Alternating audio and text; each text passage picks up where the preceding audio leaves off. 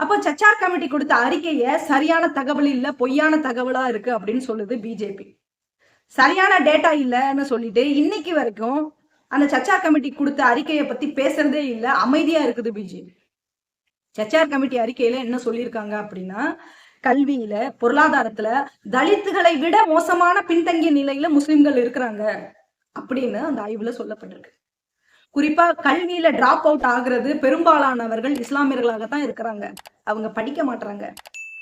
நிறைய ஐஏஎஸ் ஐபிஎஸ்கள் வருவது கிடையாது, குறைவா இருக்கிறாங்க இஸ்லாமியர்கள் இருந்து. அரசு அட்மினிஸ்ட்ரேஷன்ல ரொம்ப ரொம்ப குறைவா இருக்கிறாங்க. காவல்துறையில சுத்தமா இஸ்லாமியர்கள் கிடையாது, ராணுவத்துறையில கிடையாது அப்படின்னு சொல்றாரு. குறிப்பா உள்துறைன்னு சொல்லப்படக்கூடிய ராவ் போன்ற பிரிவுகள்ல இன்னைக்கு தேதி வரைக்கும் இஸ்லாமியர்கள் பெரிய அளவுல சேர்க்கப்படுறதே கிடையாது. இதை பிஜேபி செய்திருந்தா கூட ஏத்துக்கலாம், ஏன்னா இஸ்லாமியர்களை கண்டாலே அவனுக்கு காண்டாகும் வச்சுக்கோங்களேன். ஆனா இந்த நாட்டை அதிகமா ஆட்சி செய்தது காங்கிரஸ்.